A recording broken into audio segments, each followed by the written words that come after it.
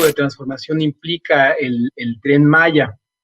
Yo esto propongo abordarlo inicialmente como un marco de referencia, darle un sentido histórico. Y lo que yo veo en la historia de la península de Yucatán, muy en particular la historia del pueblo maya yucateco, es que ellos han experimentado una serie de transformaciones u olas de modernización. Yo me monto en un enfoque decolonial, se le llama, para el cual hablar de colonialidad, modernidad y capitalismo es esencialmente lo mismo.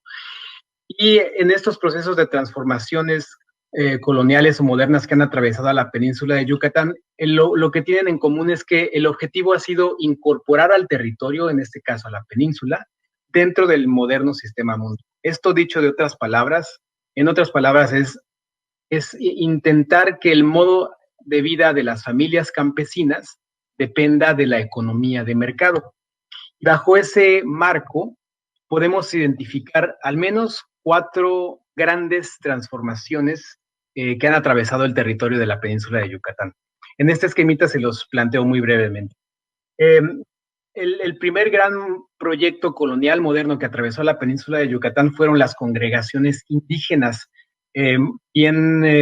muy temprano en el siglo XVI y hasta ya la última parte del siglo XVIII, donde principalmente fue una tarea de los frailes franciscanos que empezaron a constituir sobre el territorio de lo que hoy es la península de Yucatán, las llamadas repúblicas de indios. Cuando los españoles llegaron a la península de Yucatán, había algo así como 16 entidades políticas, 16 autonomías, que los frailes franciscanos, apoyados por la corona española, comenzaron a reorganizar en congregaciones, en repúblicas de indios. El modelo económico que se estableció en la península de Yucatán por el sistema colonial era una economía de tributo. Y esto resultó así debido a que en la península, pues como todos ustedes saben, no hay recursos minerales, no había plata, no había oro. Los cultivos comerciales de los españoles no podían prosperar en los suelos kársticos y delgados de la península de Yucatán, y por lo tanto la economía durante ese periodo fue básicamente obligar a las comunidades indígenas a que se restablecieran en los poblados de las repúblicas de indios y transfirieran excedentes agrícolas a la élite que comenzó a establecerse alrededor de la ciudad de Mérida. Este fue, digamos, el primer gran proceso de transformación colonial que atravesó la península de Yucatán. Y en esa reestructuración de las autonomías indígenas mayas, sucedió que había cierta autonomía que tenían las comunidades indígenas, donde los líderes de estas repúblicas de indios tenían ciertas prebendas, había una suerte de incorporación corporativista de la corona con estas comunidades indígenas. Pero este escenario cambió radicalmente cuando entraron las reformas liberales. En México generalmente nos refieren en las escuelas primarias, cuando estudiamos historia de México, las reformas liberales de Juárez y de Lerdo y de toda esa generación del siglo XIX. Pero en realidad las reformas liberales comenzaron con el cambio de la dinastía de los Habsburgo a los Borbones en el tardío siglo XVIII. Aquí error en mi presentación, porque este periodo comienza en el tardío siglo XVIII y dura hasta el temprano siglo XX. Las reformas liberales esencialmente abolieron las repúblicas de indios en la península de Yucatán, establecieron municipios, y con la desaparición de las repúblicas de indios también se borró por decreto una buena parte de las instituciones que hacían ciertos contrapesos eh, para defender a las comunidades indígenas de los excesos de la élite meridana. Y también esto coincidió con la entrada de nuevas tecnologías derivadas de la Revolución Industrial Británica, que favorecieron o permitieron que de pronto en la península pudieran florecer algunos cultivos comerciales como la producción de sisal, que es una fibra que proviene de la planta del enequén, la caña de azúcar y el algodón.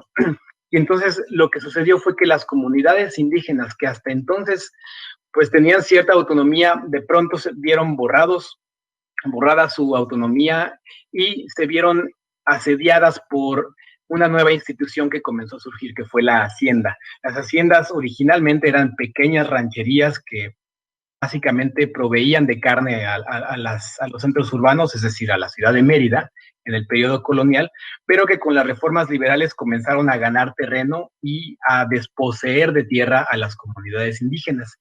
Esto fue un proceso de tal profundidad que, bueno, además no terminó con la independencia de México, simplemente se profundizó. Las reformas liberales de Juárez y de toda esa generación buscaban, por una parte, disminuir la influencia de la Iglesia Católica, pero también no creían en las bondades de los regímenes de propiedad comunitarios. Por lo tanto, estos procesos de profundización liberal generaron pues muchos agravios en las comunidades mayas de la península de Yucatán, y ahí hubo pues como respuesta un estallido social muy profundo, la guerra social maya, que quizá ustedes lo conozcan más como la guerra de castas, que duró alrededor de 50 años, de 1847 hasta 1900, ya ha entrado el 1900, solo terminó cuando Porfirio Díaz, después de una larga y profunda campaña contra los rebeldes mayas, le puso un fin oficial a la mal llamada guerra de castas. Esa fue la segunda gran transformación colonial moderna. Después se nos atraviesa un periodo ahí muy sui generis, que es la reforma agraria, que su periodo es la segunda parte del siglo XX, donde el modelo económico en la península de Yucatán ya no está basado en las exportaciones agroindustriales de nequén, algodón y caña de azúcar, sino ahí el Estado adoptó un enfoque desarrollista, y lo que se decía en esa época es que el Estado mexicano adoptaba un modelo de economía mixta, donde el Estado tenía la labor de tratar de complementar a los tres sectores de la economía, el privado, el público y el social. Y dentro del sector social, en el ámbito de la ruralidad, los ejidos y comunidades que se fueron conformando con la reforma agraria eran el actor principal. En la península de Yucatán no tenemos comunidades, tenemos ejidos. Y bueno, el ejido en realidad es una de las instituciones que constituían a las repúblicas de indios, pero el régimen postrevolucionario lo que hizo fue reinterpretar esta forma de ejido y darle un nuevo sentido, donde, por ejemplo, dentro de la corriente cardenista, al ejido se le veía como una forma de emancipación del modo de vida campesino, aunque también había otras corrientes que veían, por ejemplo, desde la visión de Plutarco Elías Calles o Miguel Alemán, el ejido se veía como una forma primitiva que eventualmente evolucionaría a formas privadas, ¿no? Pero digamos, la reforma agraria marca aquí una especie de intermedio.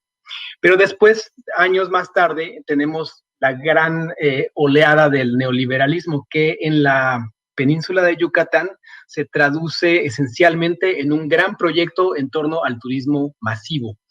Y la institución principal que se implementó para poder desarrollar el turismo masivo fueron los centros integralmente planeados, que Cancún, bueno, fue el primer centro integralmente planeado, y a ello también responde o está alineado la genealogía de Fonatur, o la historia del momento en el que surgió Fonatur. Y bueno, este periodo neoliberal, dentro de esta periodización que yo les propongo, comienza ya muy tardío el siglo XX. Cancún comienza a desarrollarse a finales de los 70, principios de los 80, y podríamos decir que ese periodo neoliberal termina en 2018, y a partir las elecciones de 2018 y el gobierno federal actual comienza una etapa de un post-neoliberalismo que al menos muy claramente a nivel discursivo plantea un cambio o una nueva transformación. Y dentro de este marco lo que vemos es que se está articulando una nueva gran transformación en la península de Yucatán, ya no únicamente a través del turismo masivo, sino el modelo económico ahora es de una agroindustria que pueda expandirse por las zonas que hasta hoy están débilmente articuladas con el mercado global, la agroindustria y profundizar también el turismo en territorios que hoy en día no son todavía destinos altamente rentables. Y una de las instituciones que están promoviéndose para implementar este proceso de transformación son los llamados polos de desarrollo o ciudades sustentables, que bueno, han migrado un poco de nombre, pero el concepto es esencialmente, es muy parecido a lo que en su momento plantearon los centros integralmente planeados, las haciendas y las repúblicas de indios, en el sentido de que hay que facilitar los mecanismos de inserción del pueblo maya o de la ruralidad de la península de Yucatán dentro de la economía de mercado. Ahora, particularmente, creo que esta parte es muy interesante e importante, Yasmín. Y permítame profundizar. Decías hace un momento, antes de entrar con esto, que gran parte de las críticas hacia Tren Maya vienen de gente de ciudad. Y sí, efectivamente, vienen de gente de ciudad. Cuando uno le pregunta a gente que vive en la región, qué piensa, qué opina del Tren Maya, claro que había una preocupación por el tema ecológico, no por los árboles, porque es una zona bastante bien poblada en cuanto a ecosistema verde y demás. Pero cuando están viendo que se están llevando acciones que van a resarcir si efectivamente hubo modificaciones o si se tuvieron que hacer, quitar unos cuantos árboles y poner otros, están siguiendo todas las reglas, eran caminos que ya existían en su inmensa mayoría del Tren Maya, y esto es un detonante mucho más social, detona efectivamente lo que antes, lo que vivía rezagado, es una forma incluso de comunicar, es una forma que va a dar oportunidades. Yo no termino de entender por qué cuando la palabra oportunidad se puede cristalizar para aquellos que menos tienen,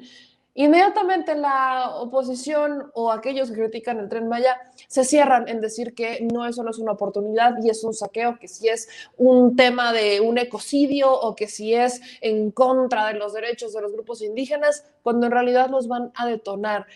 ¿Cómo profundizamos esto, Yasmín? Sí, mira, yo creo que hay algo clave. Lo que pasa es que estábamos acostumbrados a vivir en un sistema muy distinto. Este paso que nos da Noé en su explicación, en ir fragmentando la historia del sur, lo primero que nos pone sobre la mesa es esto que tú comentabas de principio. Es decir, hay una deuda, se le debe mucho al sur, se le ha abandonado totalmente. Es más, este proyecto, lo primero que gana el sur es que se le voltee a ver, que el Estado llegue ahí. Tienen problemas de agua desde hace años y nunca se había parado alguien de Conagua, alguien de alto rango en la península, en estas zonas marginadas, hasta que llegó este proyecto. Ya con eso hay mucho de ganancia, hay mucho de ganancia. Pero yo creo que estábamos acostumbrados a hablar en este tipo de proyectos que ninguno se hizo a esta magnitud, habría también que resaltarlo, con la palabra progreso.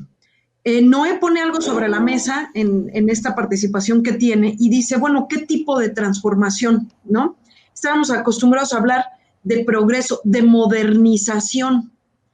Y nosotros, en este nuevo gobierno, en este nuevo plan, en esta nueva forma de hacer política, no utilizamos esas palabras.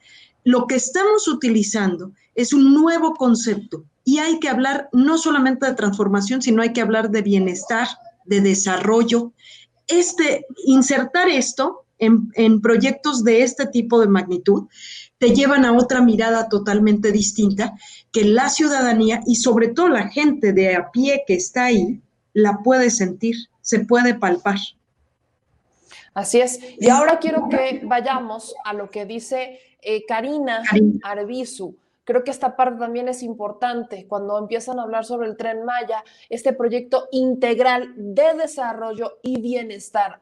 Tomen nota, amigos, la importancia que tiene la construcción del Tren Maya es mucho más profunda que un simple tren. Esto es mucho más profundo, como bien nos decía Yasmín, así que vamos a ver qué más nos dicen por aquí en este cuarto grado. Maya es un proyecto que justamente busca muchas de las cosas que tú mencionas que son necesarias. Para empezar, es un proyecto que, si bien es una infraestructura ferroviaria, son 1,554 kilómetros de vía que en muchos casos utiliza, digamos, en todos los primeros tramos, utiliza el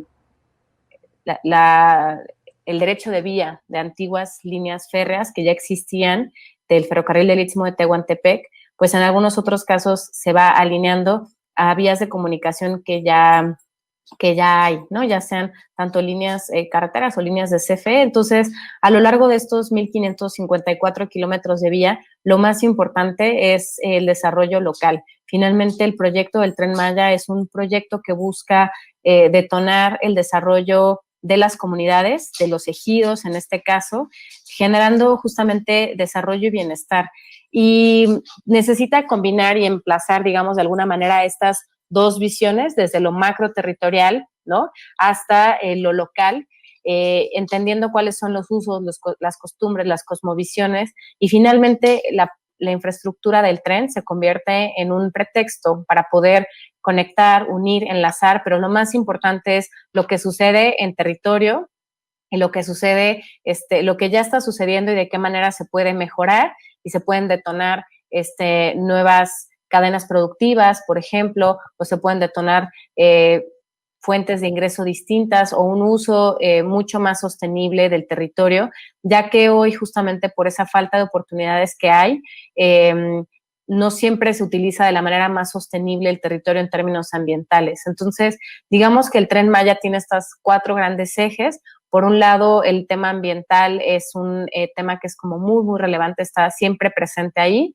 También tenemos la parte patrimonial, en donde justamente en este momento que se están haciendo los trabajos de obra de los primeros tramos de la vía, al tiempo que se van, digamos, levantando las vías antiguas y se está haciendo los nuevos trabajos, se realizan estudios y sobrevuelos LIDAR, en donde se está identificando mucho patrimonio arqueológico que en su momento no se había identificado. Se están haciendo todos los trabajos de salvaguarda. Yo siempre digo que ahora, además con esta alianza muy cercana con el INAH, lo que estamos logrando es hacer que muchos de nuestros arqueólogos y arqueólogas tengan muchísimo trabajo, ¿no? Y creo que muy bien. Algo también que es muy relevante es el respeto a los derechos de los pueblos originarios, y en este sentido compartirles que, hace un momento hablábamos de la consulta indígena y de las asambleas de seguimiento a la consulta indígena. Trabajamos muy de cerca con las comunidades. Tenemos además comisiones de verificación y seguimiento para que los acuerdos que se han hecho a lo largo, digamos, de este espacio se den cumplimientos, le dé seguimiento, se vea en qué van, ¿no? Y que de alguna manera el tren ayude a articular de manera integral todo esto. Y por otro lado, pues también está la parte del impulso a la economía. Aquí, por alguna razón, no me está traicionando la pantalla, entonces no se alcanza a ver bien los textos. Voy a dejarlo un poquito y les voy a ir platicando, a ver si logro volverlos a enlazar con la presentación en PDF. Pero bueno, finalmente, justamente eso es el tren, son los 1,554 kilómetros de vía que enlaza estos 5 estados. En 18 de estos municipios habrá un paradero o una estación de mayor tamaño, en donde lo que justamente se busca pues es poder articular. Hemos estado justamente modificando y aterrizando mucho más para que sea desde el desarrollo local, y justamente lo que no queremos hacer son los SIPs. Entonces ahí, digamos, Noé, espero que te tranquilice un poco el tener esa noticia. Finalmente lo que se está buscando en muchos de los casos es que el desarrollo y el desarrollo local y las inversiones que se den ayuden a los problemas que ya hay históricos, ¿no? Nosotros, junto con el acompañamiento de ONU Habitat, se realizaron varios estudios se realizó un estudio ex ante muy a profundidad, en donde participaron distintas universidades, digamos, articuladas o bajo este paraguas de ONU Habitat. Participó el Colegio de México, participó el CIDE y varios de los investigadores e investigadoras ahí, y en realidad pues ya hay un rezago muy importante. Si comparamos la región del sur-sureste del país con otras regiones en México, ya hay un rezago importante. Entonces, la idea no es justamente segregar, no es generar polos alrededor de las estaciones que sean como los CIPS, sino todo lo contrario, es cómo podemos integrar las actividades que ya existen. Y algunos de los datos que sí son interesantes es, digamos, estas proyecciones que se hicieron con y sin tren, y con tren en el mejor de los escenarios, y justamente hay algo interesante que tiene que ver con la creación de empleos, pero esta parte creo que es de las más importantes porque, ojo, es lo que muchos critican. No es que las zonas indígenas, los grupos vulnerables, cómo van a pasar por ahí, qué les pasa, pero hay estudios y veo muchos de los criticólogos omitir estudios de ONU Habitat cuando son muchos de estos criticólogos los que van a la ONU a emitir sus quejas y denuncias. Valdría la pena que fueran un poquito más congruentes, ¿no consideras, mi querida Jazz? Por supuesto, por mucho. Sí, mira, hay un tema ahí que toca Karina también, digo, evidentemente, la preocupación de los polos de desarrollo es un tema casi lo hemos planteado casi para discusión, así como el tema ambiental. Aquí el asunto sería ponernos a debatir si realmente la preocupación, por ejemplo, fuese ambiental, pues estaríamos, por ejemplo, hablando, la discusión no sería sobre un tren, sería más bien sobre minas de cielo abierto, por ejemplo. Y lo mismo en el tema de, particularmente lo toca Karina, porque ella es la directora de desarrollo urbano, pues ese es lo que le toca hacer ahí. El tema donde la crítica empieza que va a ser depredador, que es un proyecto extractivista y que las grandes ciudades, es totalmente erróneo. De hecho, una de las cosas que platica Karina en una de las participaciones que ella toma es que precisamente estas encuestas, estas consultas, se hacen permanentemente. Cada modificación que ellos van teniendo, la van haciendo a través de consultas permanentemente en territorio. Entonces, si a la gente que está ahí en territorio está de acuerdo, ¿por qué le debería de molestar a alguien que no está allá? Nunca he entendido esa manía de creerse superiores y decir, como yo no lo estoy viviendo, yo considero que tú necesitas esto o que tú necesitas aquello, cuando no tienen la dicha de preguntar y escuchar la respuesta de la gente. Y eso es lo que les falta mucho. El dilema aquí es muy claro.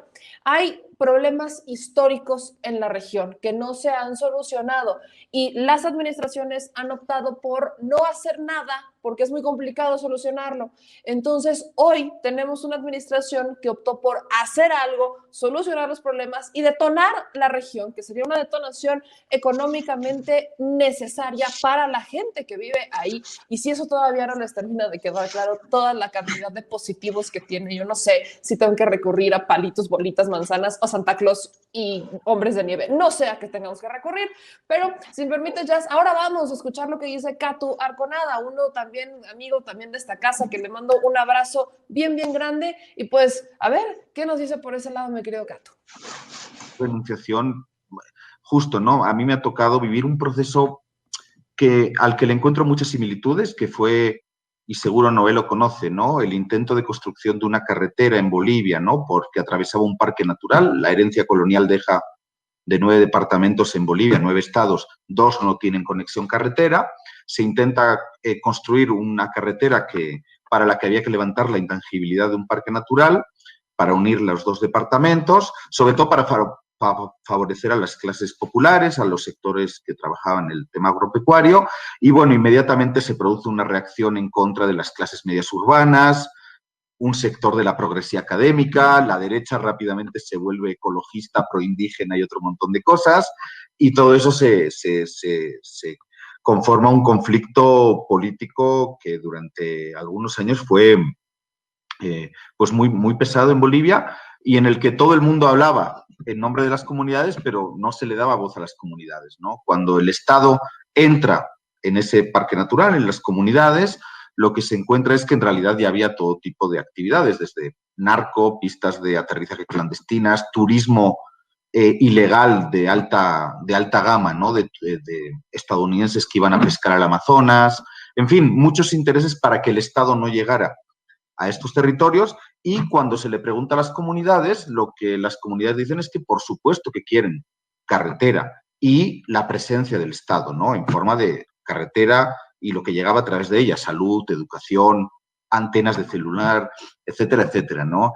Y claro, eso nos llevaba a un debate en el que obviamente estamos totalmente atravesados por las lógicas del capitalismo y la modernidad, pero mientras no construyamos un modelo de desarrollo alternativo al mismo, pues obviamente no podemos negarle a otros los que nosotros y nosotras desde nuestras ciudades disfrutamos, ¿no? Entonces, me tocó participar en otra consulta que fue en Quimsacocha, en Ecuador, fui como observador. En este caso era una cosa diferente porque era por unas fuentes de agua contra la minería. Entonces, bueno, ahí de alguna manera las comunidades tenían una posición clara en contra. Y bueno, y ahora he estado trabajando ahí en la zona, estamos rodando un documental sobre bienestar, desarrollo, las comunidades de Calakmul y un poquito el Tren Maya cruzando todo esto, ¿no? Entonces, desde ahí un poquito que me acerqué al tema, y ahora que he estado ahí sobre el terreno, pues es como que también he ido como matizando mis percepciones, o enriqueciéndolas desde luego. Seguro no conozco como Karina, que ha estado participando ahí de las consultas y de todo ese trabajo, tampoco como Noé, que vive ahí. Sí me quedé también en So Laguna, es precioso, la verdad, también he estado un par de veces por ahí. Pero bueno, yo quería comenzar con un poco de polémica, impugnando casi la afirmación principal, la tesis principal de Noé en su presentación, ¿no? Él planteaba esta idea de que el Tren Maya plantea una especie de incorporación del sureste al sistema mundo y una incorporación del modo de vida de las familias campesinas a la economía de mercado. Yo creo que en realidad la integración ya está dada. La integración con el modelo neoliberal está totalmente dada, porque justamente para que México sea el país que es con esos niveles de desigualdad, tiene que haber zonas del territorio ampliamente abandonadas por el Estado y en la más absoluta de las pobrezas. Y eso es lo que me he encontrado un poquito, sobre todo en Calakmul. Y yo creo que, bueno, ahí tanto Karina como Noé lo conocen perfectamente. En Calakmul ya se da, ¿no? Mano de obra barata, un nivel de migración ilegal terrible. Me he llegado a encontrar un guía comunitario con el que me acompañó a la zona arqueológica de Calakmul en noviembre.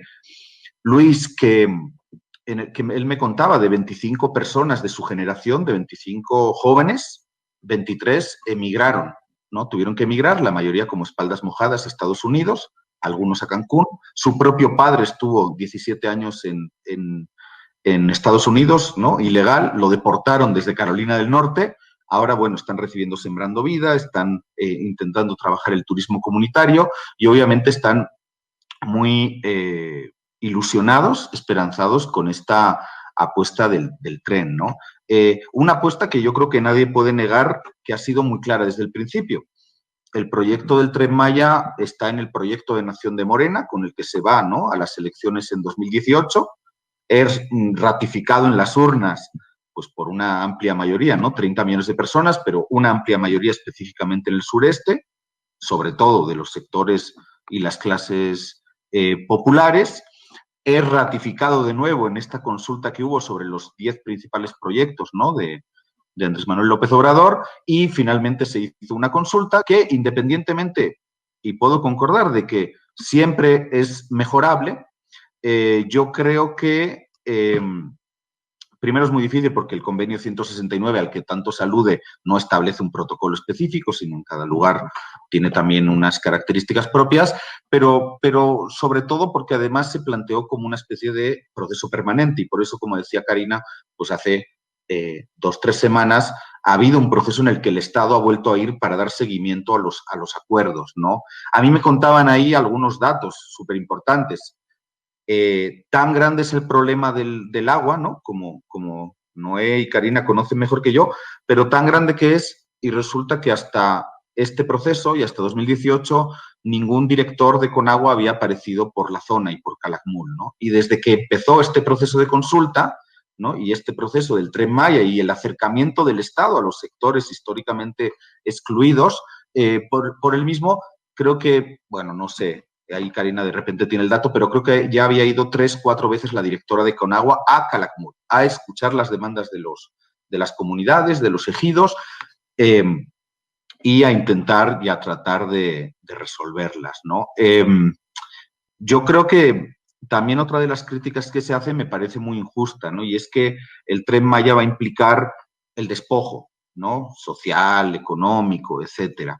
Yo creo que el despojo, pues ya se da. Mencionaba Karina la apicultura, ¿no?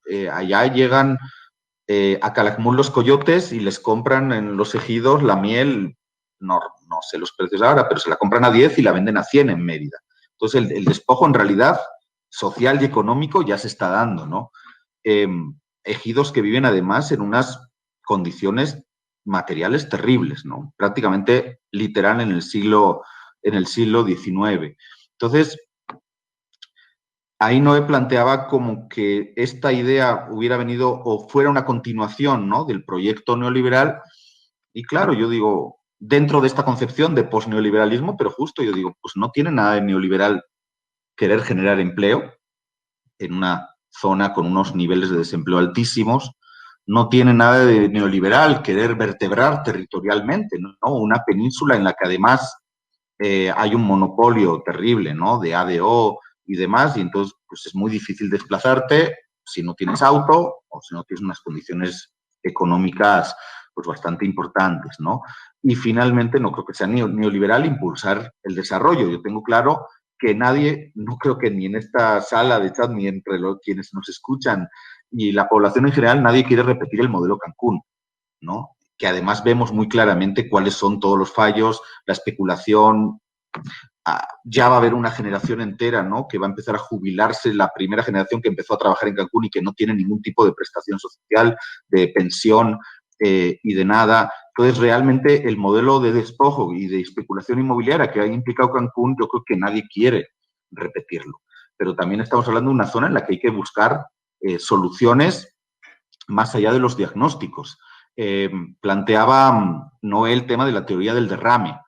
Yo lo he escrito alguna vez, en realidad es muy keynesiana, ¿no? La propuesta del Tren Maya es generar crecimiento, desarrollo económico a partir del empleo, la inversión pública en infraestructura y detonar de alguna manera, ¿no? El crecimiento a partir del consumo, etcétera, etcétera, que además incluso ya se está dando actualmente por Sembrando Vida, ¿no? Que es algo que en estos días que he podido visitar Calakmul, yo tenía algo de escepticismo, debo reconocer, con el proyecto, y he salido muy convencido porque literalmente siento que Sembrando Vida ha salvado la vida a miles de familias en esta pandemia, ¿no? Lo he podido ver en la mayor parte en Valentín Gómez Farías, lo he podido ver en Conguas, lo he podido ver en muchos de los ejidos de Calakmul, ¿no? Entonces, yo creo, como para ir cerrando, yo creo que obviamente necesitamos, y yo creo que en eso seguro que coincido con Noé, necesitamos repensar el modelo de desarrollo. Pero yo creo que eso no es una tarea pendiente ni de Fonatur, ni de Andrés Manuel, ni siquiera de la 4T. Es una tarea pendiente de todos quienes nos sentimos por lo menos militantes de izquierda y creemos en un modelo de justicia social, ambiental, de género, etcétera, etcétera, ¿no? Necesitamos repensar el desarrollo, necesitamos repensar la modernidad capitalista. Pero también creo que hay que hacerlo. Pues ahí, esta parte creo que es donde empieza el debate, de hecho, ¿no? Catu plantea ese escepticismo con el que llegó y el que hoy está viendo que es una situación que va a detonar el desarrollo social. Plantea ejemplos muy particulares que a veces no escucho de esa oposición porque solamente están criticando, lo repetimos, desde las ciudades, desde la comodidad de su sillón, desde la comodidad del privilegio, desde la comodidad del, pues es que a mí no me pasa. Desde esa comodidad se critica y no es válida. Deberían de ir a hacer el trabajo de campo mínimo, cuanti menos, diría yo. Sí, aparte, pone sobre la mesa, acá tú, bueno, tú lo conoces y pone el dedo en la llaga, en temas bien importantes. Lo primero, y un poco retomando a lo que decía también Karina, que me parece importante, mencionaba Catu, bueno, el tema de Sembrando Vida, pues es que tiene que ver con que el proyecto del Tren Maya no va solo, va acompañado de un proyecto de nación. Entonces, no es solamente el Tren Maya como proyecto único de desarrollo, de bienestar, sino va cobijando a la par programas como el que mencionaba Catu, que es el de Sembrando Vida, pero bueno, pues llegarán los bancos del bienestar, llegarán escuelas, hay un proyecto grande de parques, del sector salud, pues, o sea, va cobijado de todo un proyecto de nación, que es algo que tampoco se logra más allá de criticar, pues ni siquiera se logra, yo creo que ver, no lo logran ver tan integrado como se pudiese ver en territorio.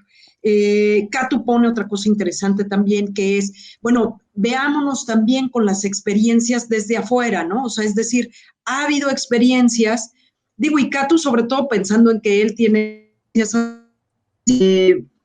en otros países experiencias similares y cómo las han vivido y cómo las han construido. Es un reto construir en comunidad, o sea, no para las comunidades, sino con la comunidad.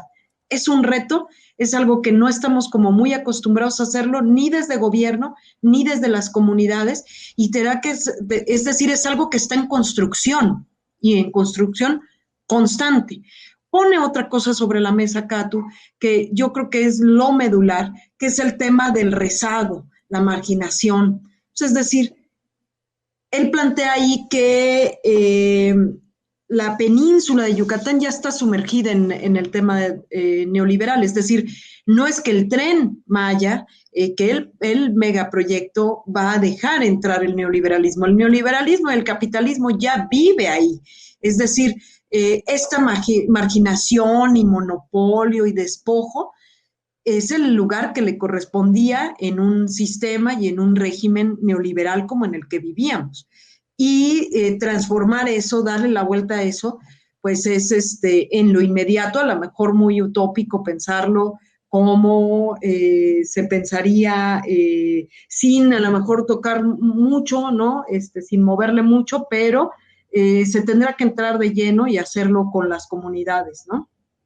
Así es, y para ya concluir esta parte, me parece importante que retomemos la última parte de Karina Arbizu, que hace una explicación mucho más breve, ya como para darle conclusión al tema, sobre lo que está ocurriendo, sobre esta parte que tenía ahí particularmente un tema con la presentación, pero no quiero que se pierda la oportunidad de tener la información completa. Ustedes lo saben, si van a criticar, háganlo, pero con la información real en la mano y critiquen, pero teniendo en cuenta también lo que se ha hecho, lo que se ha investigado, lo que se ha avanzado y critiquen con base en eso, no en lo que alguien les dijo porque alguien les contó desde su sillón. Así que, mi querido Richard, échame este clip de Karina Arbizu. En algunos casos las respuestas se están construyendo, en otras ya se dieron y en otras seguramente a lo largo del desarrollo del proyecto se va a ir modificando. Los que nos dedicamos al tema de ciudad, la verdad es que tenemos que tener en general una capacidad de poder imaginarnos lo que no hay y al mismo tiempo ser bastante resistentes a la frustración porque el territorio siempre se está modificando de manera constante y hay muchas fuerzas que intervienen y de pronto se hacen unos planteamientos, se genera la normativa y en 5 o 10 años los resultados no necesariamente son los que se planean.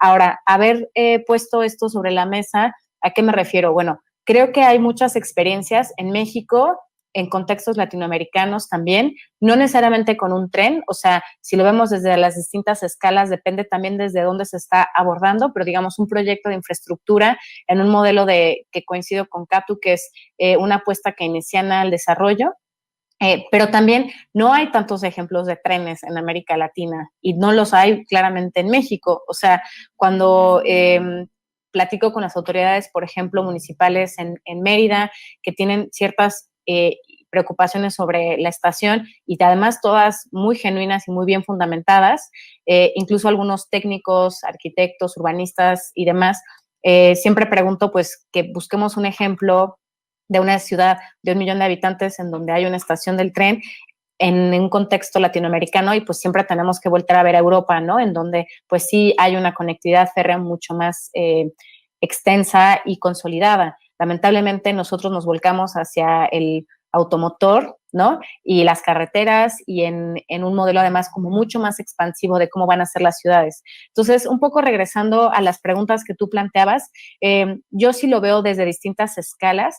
Creo que coincido contigo en que hay que trabajar en los ordenamientos, y también coincido contigo en el que hoy la coyuntura nos está ofreciendo una oportunidad para poder de alguna manera armonizar lo que ya hay, que hay bastante, con distintos grados de sofisticación y también con distintos grados de actualización. Si nos vamos, por ejemplo, a las leyes estatales en materia de asentamientos humanos, vemos esta gran diversidad que hay, en donde en la región, por ejemplo, en Campeche, todavía no se ha actualizado la ley, no se ha armonizado con la Ley General de Asentamientos Humanos, que es, digamos, a nivel nacional.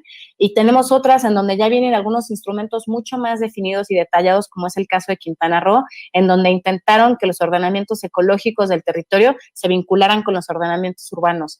Pero eso todavía a nivel federal no está. Lo que sí está es la voluntad de hacerlo, tanto es así que vamos a firmar un convenio, y yo creo que eso es, de alguna manera, hay como dos cosas. Por un lado es, cambias la norma y te puedes tardar mucho tiempo, o vas construyendo con lo que tienes, y la norma, digamos, las leyes van a irnos alcanzando al ritmo y a la velocidad a la que vamos. Entonces, yo creo que en muchos casos el modelo neoliberal ha fregado todas las ciudades en México, y tenemos también que diferenciar la ruralidad de la urbanidad. Ahorita me quiero enfocar al tema urbano.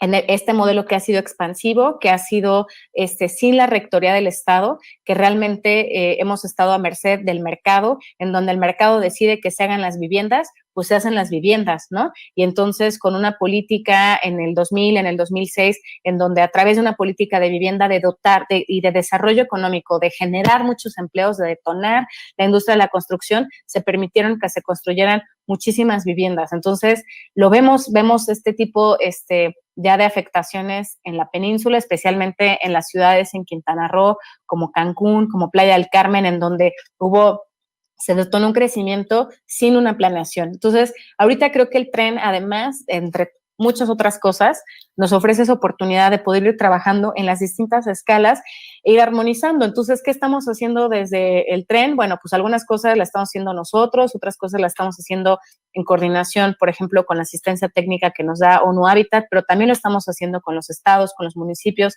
con propio SEDATU, en donde se están actualizando los programas municipales de desarrollo urbano, y con Semarnat estamos trabajando al mismo tiempo en los ordenamientos comunitarios, ¿no? Y estamos, o sea, se está construyendo, digamos que hay un gran rompecabezas que cada quien estamos tratando desde la articulación, digamos, de Fonatur y del proyecto del Tren Maya, porque creo que el proyecto del Tren Maya finalmente funciona como este gran articulador en el territorio, tratando de unir las piezas.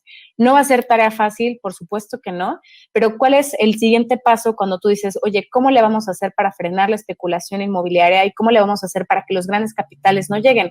Creo que mucho tiene que ver con generar capacidades, capacidades en los distintos ámbitos, capacidades desde poder disminuir las asimetrías de conocimiento. Muchas veces lo que sucede es que los comisarios ejidales o las autoridades municipales, que además pues cada 3 años tienen su propia vida política interna y van cambiando y se van modificando, es cómo podemos brindar herramientas para que cada quien sepa el valor de lo que tiene. O sea, finalmente, los que vemos los temas, por ejemplo, de suelo y de instrumentos de gestión de suelo, tanto en ámbitos urbanos como rurales, sabemos que el suelo tiene características.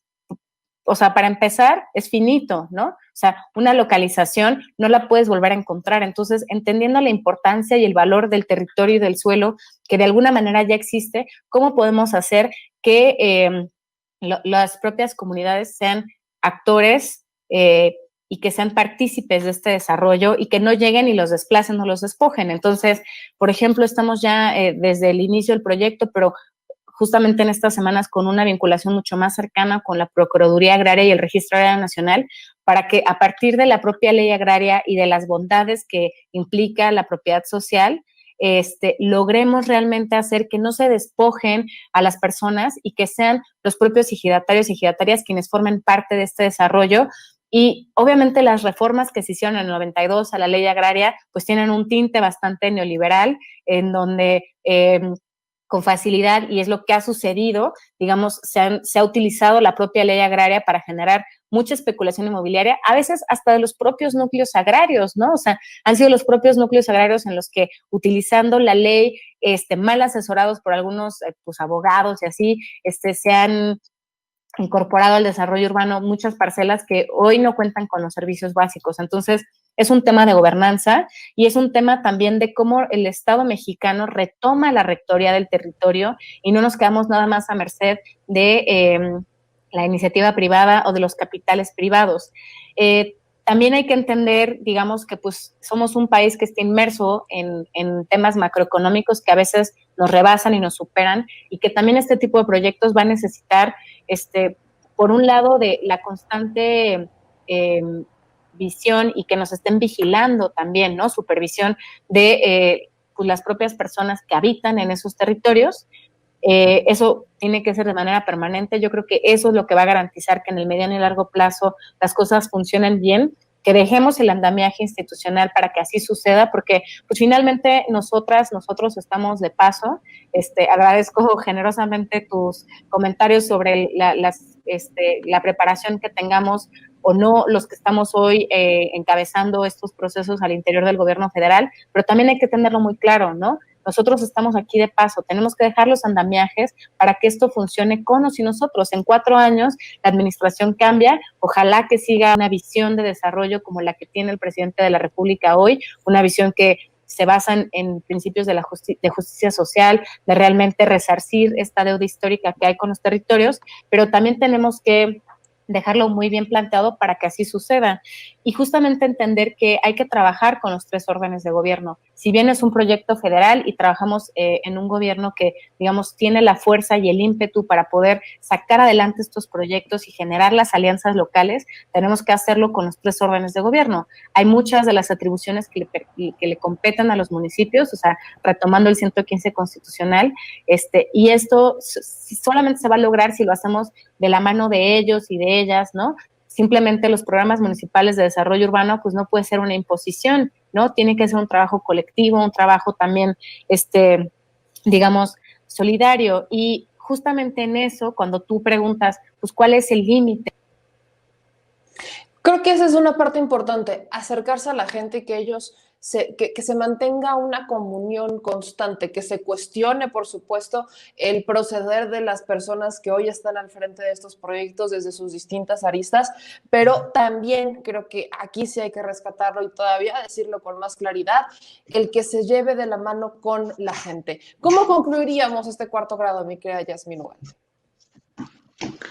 Bueno, lo primero que les voy a decir es que como esta mesa se puso muy buena, la verdad, y que es un tema muy, muy amplio, se acordó hacer otro debate a profundidad y como más seccionado por temas, como les decía hace rato, pensar en solamente hablar de el desarrollo en las ciudades, pensar también en lo ambiental como otro tema. Entonces, no tardando, estaremos en otro 4º grado hablando de este tema. Eso es lo primero. Pero yo creo también, y de hecho se quedó en eso, Karina, sí hay cosas pendientes, eso es un hecho, pues, ¿no? Sí hay todavía interrogantes, aunque ella lo dice muy bien, se sigue haciendo esto en construcción, pues, o sea, es una constante construcción que se hace con las comunidades. Bien ponía ella, pues, hasta dónde será el límite, dónde se les pondrá el límite que se pueda entrar a hacer este desarrollo, pues, ¿no? Hasta dónde, y será la comunidad la que lo decida, pero aún así tiene que quedar como muy claro el límite. Hay otras preguntas, por ejemplo, yo pondría sobre la mesa este debate del reordenamiento territorial, ¿no? O sea, y habría que ver que el proyecto del Tren Maya, pone sobre la mesa que más que un reordenamiento del territorio, tendría que haber uno de manera social, un reordenamiento social, ponernos a todos como sociedad en distintos espacios y no marginar. Pone eso sobre la mesa. Y habría que ver también que algo muy rescatable, que hace un momento se me olvidaba, pero que ahorita que escuchaba a Karina lo retomaba, ella lo decía en su primera participación, es decir, se están haciendo uso de vías, derecho de vía de ferrocarriles, de los que ya existían, y eso es bien importante porque esa es otra deuda histórica que le debemos a este país. El tema de los ferrocarriles fue de lo primero que se privatizó en este país. Así es, como lo decía, perdón que te interrumpa, ahí brevemente esto ya tenía un camino, ya existía un camino, no son nuevos al 100%, se están modificando, se están modernizando y se están continuando, pero vaya, hasta parecía curioso que esta administración está enfocada en justo eso, resarcir el daño y el olvido de varias comodidades y de varios problemas que otros simplemente no quisieron tocar. Perdón que te interrumpa. No, pues, o sea, es que es un tema que apasiona precisamente por eso. Los que todavía, o las que todavía tenemos memoria, pues son cosas que nos tenemos llagas, pues, ¿no? Tenemos ahí cosas que necesitamos resarcir y que este gobierno lo está haciendo.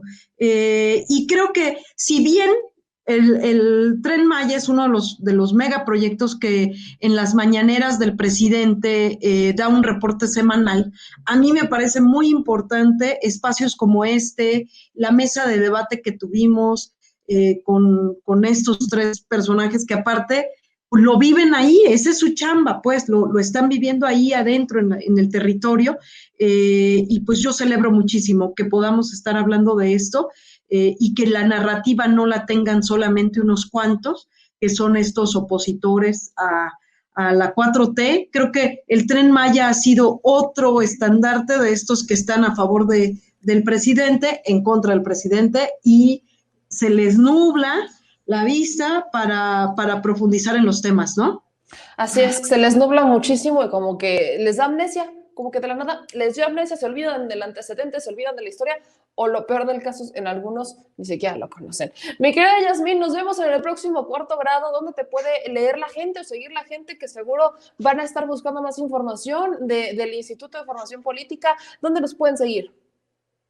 Así es, pues en las plataformas de Facebook estamos como Instituto Nacional de Formación Política, ahí pueden seguir mesas como estas e información de la coyuntura de nuestro país. Mil gracias, mi querida Yasmín, y estamos pendientes para el siguiente Cuarto Grado.